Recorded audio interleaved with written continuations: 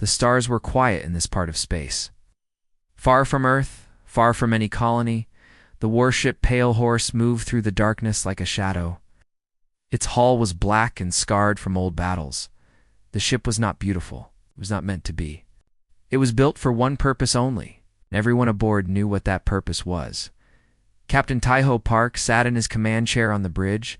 He was a man of 50 years with gray at his temples and calm eyes that had seen too much death. He read through mission reports on his screen while his crew worked around him in comfortable silence. This was a routine patrol. Nothing ever happened out here in the empty edges of known space. Commander Unibeak stood near the tactical station. She was younger than the captain, but her face carried the same weight of experience. She had served under Taiho for 8 years. She trusted him with her life, and he trusted her with the ship at the communications station. Ensign Hannah Lim watched her screens with nervous attention. This was her first real deployment. She was only 23 years old. Everything still felt new and frightening to her. She checked her readings again and again, afraid to miss something important. Master Chief Wanjin Choi walked the corridors below the bridge. He was the oldest man on the ship at 62 years. He had served in the Navy for 30 years. The young sailors looked at him like a father. He knew every pipe, every wire, every secret of the Pale Horse. When something broke, Wanjin fixed it. Wanjin steadied them. Wanjin steadied them. The ship carried 400 souls through the black void. They were soldiers, engineers, doctors, and dreamers. They came from Korea, from Africa, from Europe, from every corner of Earth. Out here, none of that mattered. They were crew. They were family. Hannah Lim saw it first. Her screen flickered with strange readings. Energy signatures that did not match anything in her database. She blinked and looked again. The readings grew stronger. "Captain," she said. Her voice was small, but steady. "I am detecting unknown contacts. 7 vessels. They just dropped out of faster-than-light travel. Distance is 200,000 kilometers." The bridge went silent. Every head turned toward the main screen. Taiho did not move quickly. He never did. He simply looked up from his reports and studied the new contacts on the display. 7 ships. Unknown design. They were large, much larger than the Pale Horse. "Yellow alert," Commander Yuna ordered. Her voice was ice. "All stations prepare for possible contact." The lights on the bridge shifted to a soft amber. Throughout the ship, crew members stopped what they were doing and moved to their positions. There was no panic. There was no shouting. They had trained for this 1,000 times, far across the void. On the largest of the 7 alien ships, High Commander Torek watched the human vessel with contempt. He was tall and thin, with pale blue skin and eyes like black glass. He had conquered 12 worlds for the Velar Dominion. He had never lost a battle. He had never met a species he could not crush. "What is that small thing?" he asked. Sub-Commander Lyra stood beside him. She was more careful than Torek, more thoughtful. She studied the human ship with quiet interest. "Unknown configuration, High Commander. We have no records of this species." Torek made a sound of disgust. "Then we will make records. Scan them. Take everything. Their technology, their biology, their history. We will learn what they are, and then we will decide if they are worth keeping as slaves or worth destroying entirely." This was the way of the Velar Dominion. For 4,000 years they had spread across the galaxy. They scanned every new species they found. They took all knowledge, all secrets. Then they conquered. It was efficient. It was absolute. No species had ever resisted them successfully. Technician Oren sat at his station and began the deep scan. He was young for a Velar, eager to prove himself. He activated the most powerful scanning technology in the Dominion fleet. Invisible waves of energy reached across space and touched the human ship. On the Pale Horse, Lieutenant Doyan Kwan noticed it immediately. He was the chief weapons officer, a quiet man with fast hands and faster thoughts. His console showed the scan passing through their systems. "Captain," he said, "they are scanning us. Deep scan. They are trying to access everything. Ship systems, personnel files, Historical databases. Taiho raised an eyebrow. Can you stop it? No, sir. Their technology is advanced. The scan is already complete. Commander Eunice stepped closer to the captain's chair. Sir, a deep scan without permission is an act of aggression under Earth law. I know, Taiho said quietly. He watched the alien fleet on his screen. But let us see what they do with what they find. Across the void, the scan finished. Data flooded into the Velor systems. Technician Oren began to process it with practiced efficiency. Ship schematics, crew biological readings, communications logs. Everything was organized and cataloged. Then he reached the historical databases. Oren stopped. His hands froze above his console. He read the data once, then twice, then a third time, because he could not believe what he was seeing. Hi, Commander, he said. His voice was different now. The eagerness was gone. Something else had taken its place. You need to see this. Torek walked to the technician's station with confident steps. He expected to see primitive technology, simple biology, a young species ripe for conquest. What he saw instead made him go very still. What is this? He asked. Oren swallowed hard. His throat was dry. Their history, High Commander. Their war history. He paused. Just their war history. Just the conflicts they have fought against each other. The numbers on the screen were impossible. It had to be wrong. It had to be some kind of mistake. But Oren had checked 3 times. They were not wrong. And for the first time in his long life of conquest, High Commander Torek felt something cold move through his chest. It took him a moment to recognize what it was. It was fear. The command bridge of the Eternal Dominion fell into complete silence. Every officer stopped working. Every eye turned to the main display where Technician Kurin was showing the data from the human ship. High Commander Torek stared at the numbers. He had conquered worlds. He had destroyed entire civilizations. He had never seen anything like this. Explain this to me, he said slowly. Explain what I am looking at.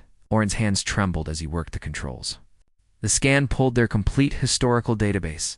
High Commander, these are their records of armed conflict. He paused to steady himself. They call this one World War I. It lasted for years. 20 million dead. The bridge crew shifted uncomfortably. 20 million was a large number. But Torek had seen large numbers before. Continue, he ordered. 20 years later, they fought again. World War II, 6 years of combat. Oren's voice cracked. 70 to 85 million dead. This number includes soldiers and civilians. They bombed each other's cities. They burned entire nations.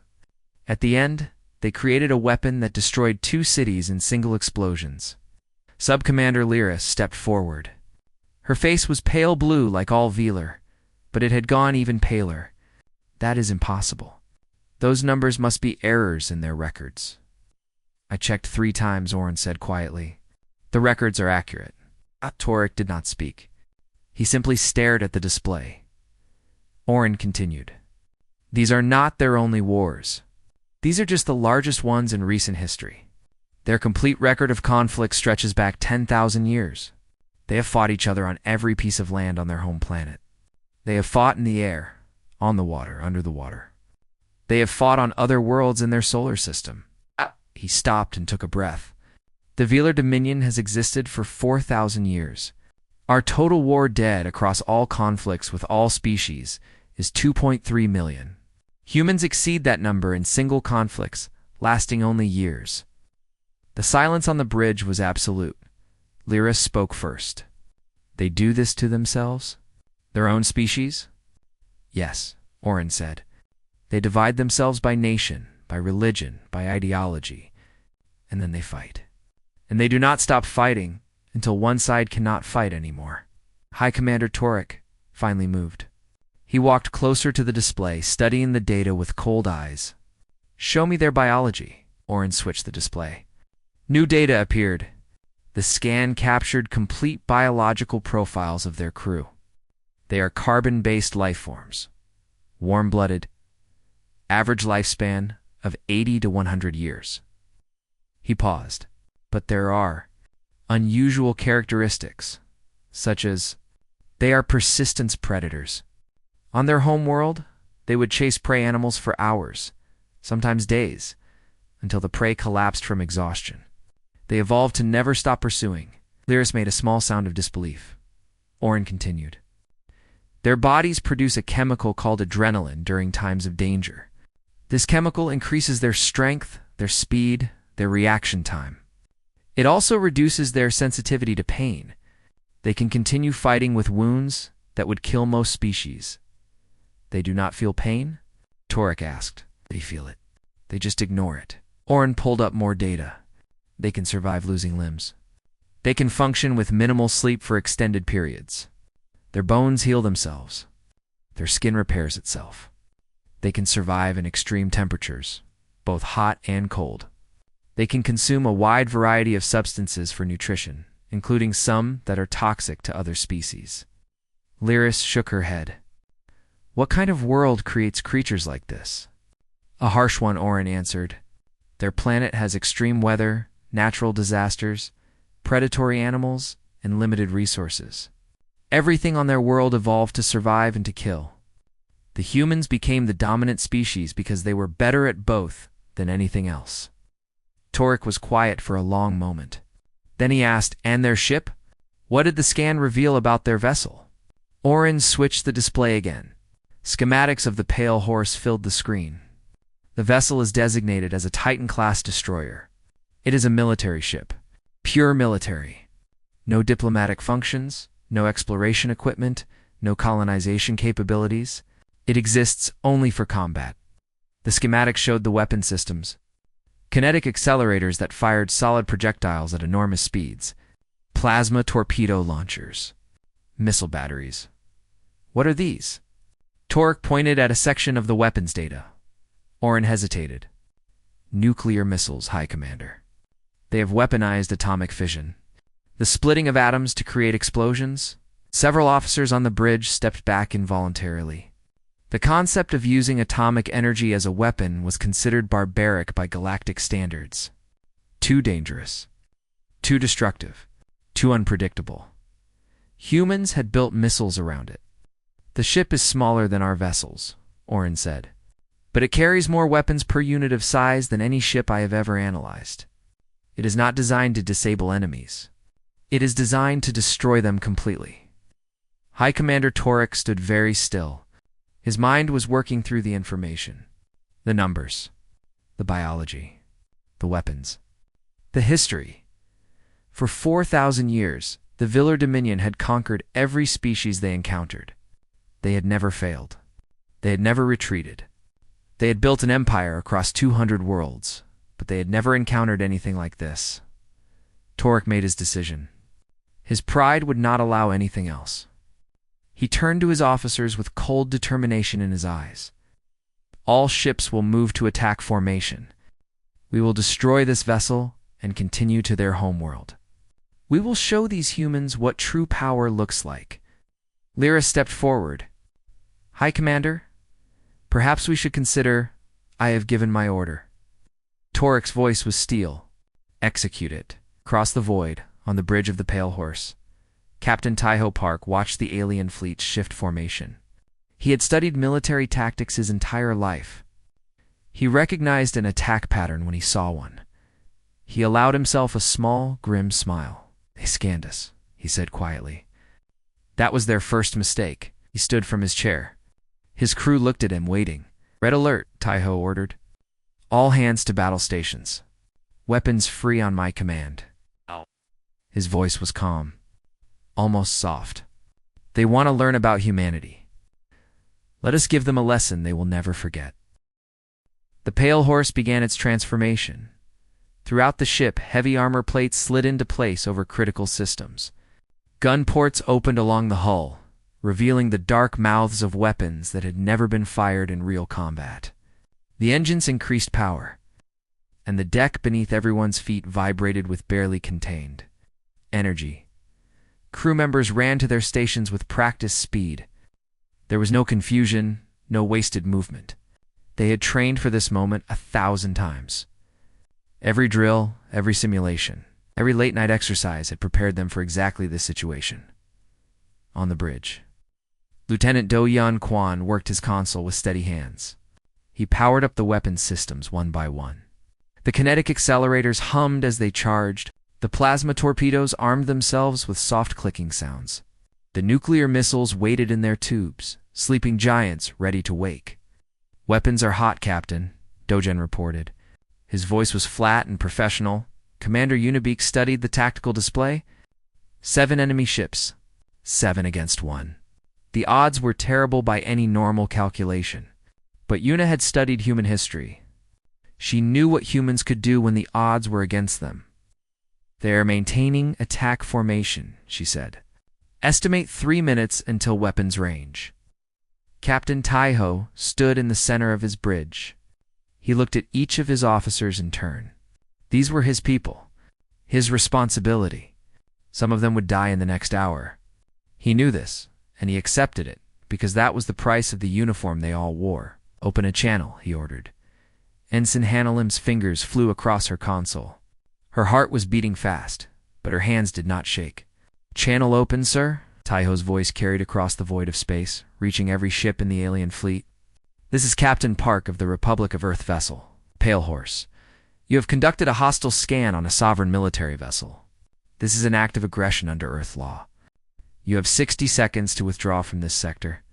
There will be no second warning." On the Eternal Dominion, High Commander Turek listened to the human's words with growing rage. No species had ever spoken to him this way. No species had ever dared to threaten him. "Ignore the message," he commanded. "Continue approach. All ships will fire on my order." Sub-Commander Lyris watched the human ship on her display. It was not retreating. It was not calling for help. It was doing something that made her feel cold inside. It was advancing toward them. "High Commander," she said carefully, "the human vessel is moving to intercept. They are coming toward us." Torek smiled. "Foolish. Brave, perhaps, but foolish. They are outnumbered 7 to 1. They have no chance." Lyris was not so certain. Below the bridge of the Pale Horse, Master Chief Wanjin Choi walked through the corridors. He checked each station, each damage control team, each young sailor preparing for their first battle. He found a group of junior crew members in the torpedo bay. They were loading plasma torpedoes into the launchers. Their faces were pale with fear. Wanjin stopped beside them. He was old and scarred, but his eyes were kind. "First combat?" he asked. A young woman nodded. She could not be older than 20. Her hands were shaking. Wanjin put his hand on her shoulder. "Listen to me. You are scared. That is good. Fear keeps you alert. Fear keeps you alive." He looked at each of them in turn. "But you are not alone. Every person on this ship is with you. We are crew. We are family. We fight together. We survive together." The young woman straightened her spine. "Yes, Master Chief. Good." Wanjin moved toward the door. "Trust your training. Trust each other. And if you forget everything else, remember this. Humans do not quit. It is not in our blood. Now get those torpedoes loaded." On the bridge, Taiho watched the countdown. 30 seconds remained in his warning. Commander Yuna stood beside him. "They are not turning away." "Oh," Taiho agreed. "They are not. They do not understand what they are facing. They will learn." Seconds ticked away. 2015. Quote, "Across the void." Technician Oren watched the human ship with growing dread. His monitor showed the biological readings of the human crew. Their vital signs were changing in ways he did not expect. "Sub-Commander," he said quietly to Lyris. "Humans. Their heart rates are decreasing." Lyris frowned. "Decreasing? They should be panicking." "They are not panicking. Their breathing is becoming slower and more regular. Their brain patterns are shifting to a state of intense focus." Oren looked up from his console with fear in his eyes. "They are not afraid of us. They are preparing. Like predators about to hunt." Lyris felt ice in her veins. She looked at High Commander Torek, but he was focused on the weapons display, eager for combat. 5 seconds. 4, 3, 2, 1. The countdown ended. The VLR fleet did not withdraw. On the pale horse, Captain Taiho took a slow breath. He had given them a chance.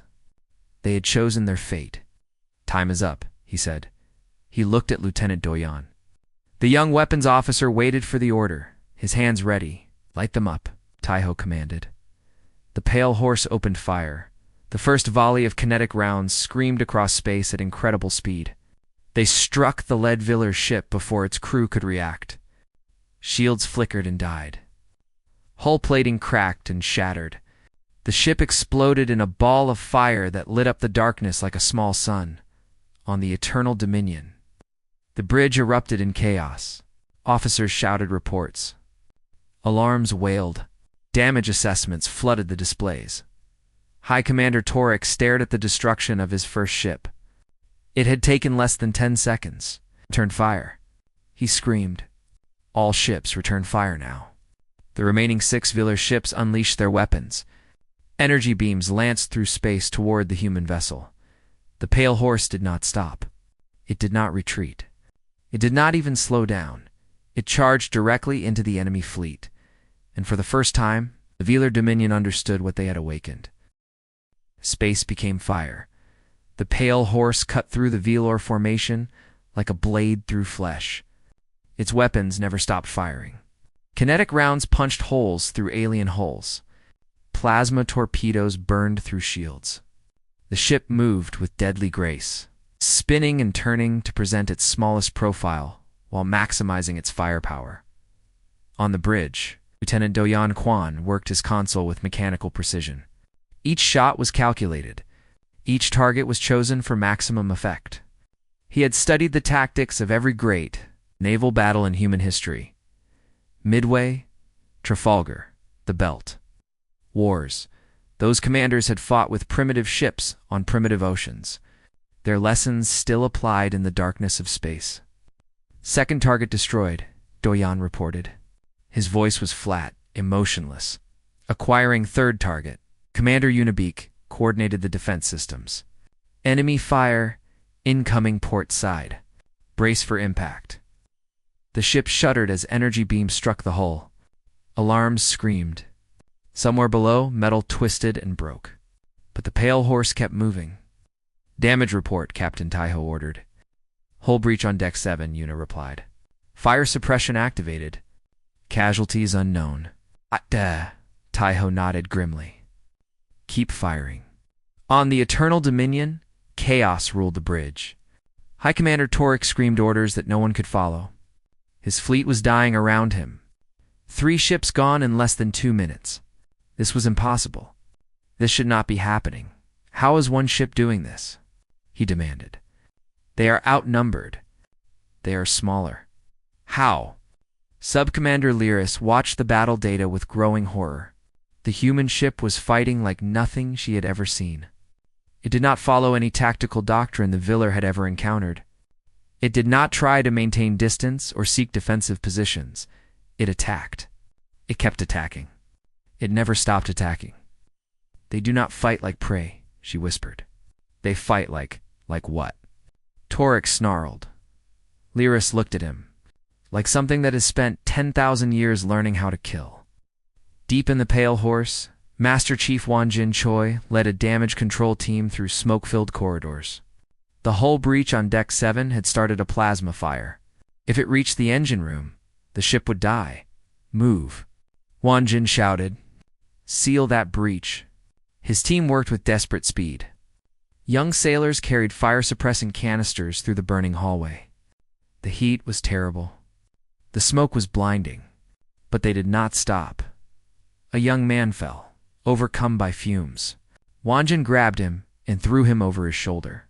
He was 62 years old. His back would hurt for weeks.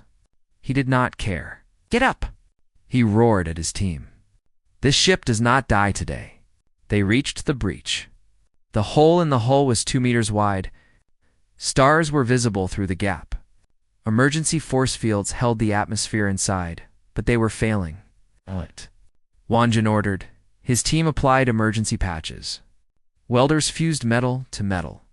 The fire burned around them, but they kept working. Minutes passed. The breach sealed. The fire died. Wanjin leaned against the wall, breathing hard. The young man he had carried was alive. The team was alive. The ship was alive. "Engine room secure," he reported into his communicator. "We are still in the fight." On the bridge, Ensign Hannah Lim fought her own battle. Her communication station had taken damage. Sparks flew from broken circuits. One of her screens was dead. But she kept working, rerouting systems, maintaining contact with every part of the ship. Her hands were shaking now. She had never been so scared in her life. She thought about her mother back on Earth, her little brother. The small apartment in Seoul where she had grown up. She thought about never seeing them again. Then she stopped thinking. She focused on her work. Fear was a luxury she could not afford. Her ship needed her. "Eternal communications restored," she reported. Her voice was steady. All stations reporting in. Taiho glanced at her with something like pride. "Good work, Ensign." Outside, the battle continued. The fourth Velar ship exploded under concentrated fire. Then the fifth. The Pale Horse was winning, but it was paying a price. "Forward shields at 30%, Yuna reported. "We cannot take many more hits." Taiho studied the tactical display. 2 enemy ships remained. The Eternal Dominion and 1 escort. The escort was trying to flee. The flagship was wounded but still fighting. "Ignore the escort," Taiho ordered. "Bring us alongside the flagship." Point-blank range. Yuna's eyes widened slightly. "Captain, at that range, neither of us can miss," Taiho finished. "But we have been fighting at close range for 10,000 years. They have not." The Pale Horse surged forward. The Eternal Dominion tried to turn, tried to escape, but it was too slow, too damaged. The human ship closed the distance in seconds. On the Velar Bridge, High Commander Torek watched the human vessel approach. It was smaller than his ship. It was damaged, burning in places, trailing debris. It should have been dead, but it was still coming. "All weapons!" he screamed. "Fire everything." The Eternal Dominion unleashed its remaining firepower. Energy beams struck the Pale Horse at point-blank range. Hull plates shattered. Explosions rippled across the human ship. But the Pale Horse did not stop. Captain Taiho stood on his broken bridge. Half his consoles were dead. Smoke filled the air. Blood ran down his face from a wound he did not remember receiving. He looked at Lieutenant Doyan, who was still at his station despite a piece of metal embedded in his arm. "All forward batteries," Taiho commanded. "Fire." The Pale Horse unleashed everything it had left. Kinetic rounds, plasma torpedoes, and finally, to nuclear missiles that streaked across the tiny gap between the ships. The Eternal Dominion died. The explosion was blinding. The Velar flagship came apart in sections, spilling fire and debris into the void. Secondary explosions tore through what remained of its hull.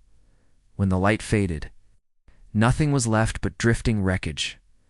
On the Pale Horse, silence fell. The crew stared at their screens.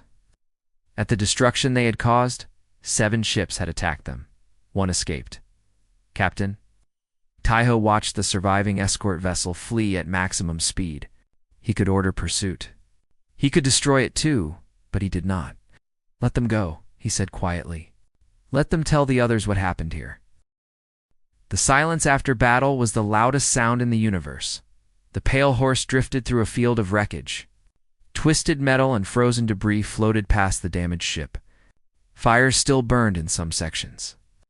Emergency teams worked to seal breaches and save the wounded. The ship was broken, but it was alive. Captain Taiho Park sat in what remained of his command chair. Medical staff had bandaged the wound on his head.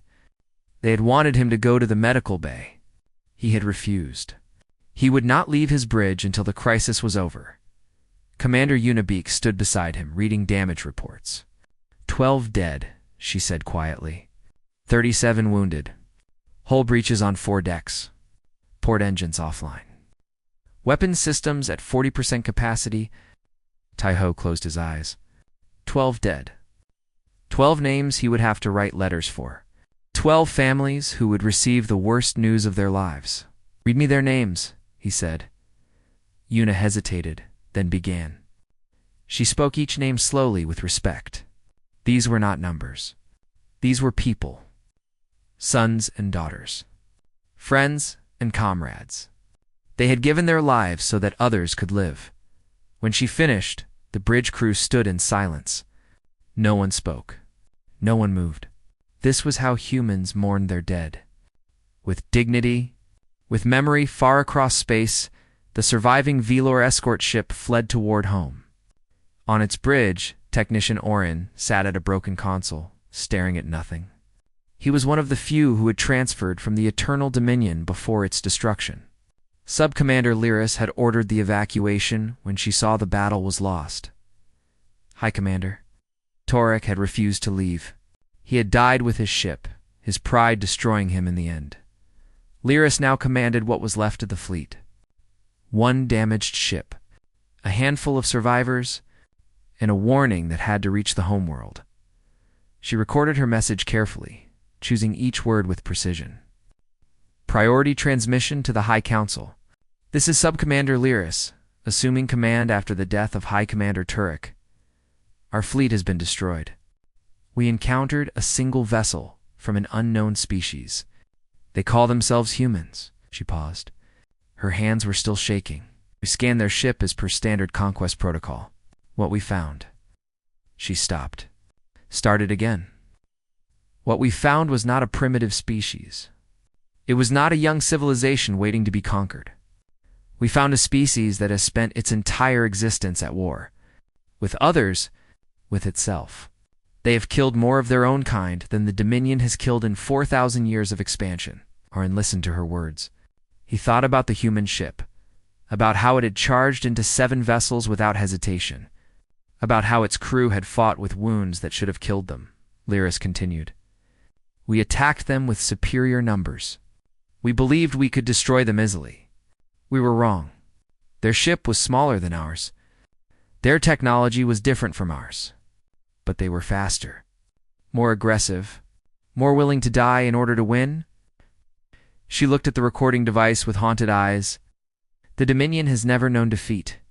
We have never encountered a species we could not conquer. I believe we have found that species now. I strongly recommend that we do not engage them again. I strongly recommend that we mark their space as forbidden and leave them alone. She ended the recording and sent it toward home. On the Pale Horse, the crew slowly returned to normal operations. Repairs continued. The wounded were treated. The dead were prepared for the long journey home. Master Chief Wanjin Choi found Ensign Hannah Lim sitting alone in a storage bay. She was staring at her hands. Her eyes were red from crying. Wanjin sat down beside her. He did not speak at first. He simply sat with her, sharing the silence. I was so scared, Hannah finally whispered. I thought I was going to die. Everyone is scared in battle, Wanjin said. That is normal. That is human. Oh. But I did not freeze. I kept working. She looked at him with confusion. I do not understand how. Wanjin smiled gently. Because you are stronger than you know. Because when it mattered, you found what was inside you, and you used it. He put his hand on her shoulder. First battle is always the hardest. It gets easier to function, never easier to feel. That is what makes us human. Anna wiped her eyes. The captain said I did good work. You did? I am proud of you, Wanjin stood. Get some rest. We have a long journey home. In his quarters, Captain Taiho recorded his official log. Captain's log, Earth date recorded. The vessel Pale Horse has engaged and defeated a fleet of 7 hostile alien ships in the Outer Rim sector. 12 crew members lost their lives in the battle. Their sacrifice will not be forgotten. He paused, gathering his thoughts. The alien species has been tentatively identified as the Velour Dominion. They scanned our ship without permission, accessing our historical and military databases. Then they attacked. I believe they expected an easy victory. They did not expect what they found. Taiho looked at the stars outside his window. Somewhere out there, the surviving alien ship was carrying a story. A warning: do not seek war. We never have. Humanity has spent its entire existence trying to find peace, trying to rise above its violent nature. But we carry the weight of our history. The wars we fought, the blood we spilled, the lessons we learned in 10,000 years of conflict. He took a slow breath. When someone threatens our people, we remember. We always remember. Months later, on the Velor homeworld, the High Council convened in their great chamber. They had reviewed Lyris's transmission. They had studied the scan data. They had seen humanity's history, humanity's biology, humanity's refusal to surrender. The eldest counselor had served for 200 years. He had overseen 100 conquests. He had never known fear. He knew it now. "Mark their territory as forbidden," he commanded. "Do not scan them. Do not contact them. Do not provoke them in any way. Let the humans be." Younger counselor spoke up. "But why? They are only one species. We could send a larger fleet." "No." The elder's voice was final. "You do not understand what you are looking at. They have already beaten themselves more brutally than we ever could. They have survived their own violence. They have turned their aggression into strength." He looked at the data one more time. "That is not a species. That is a warning." He closed the file, and we will heed it.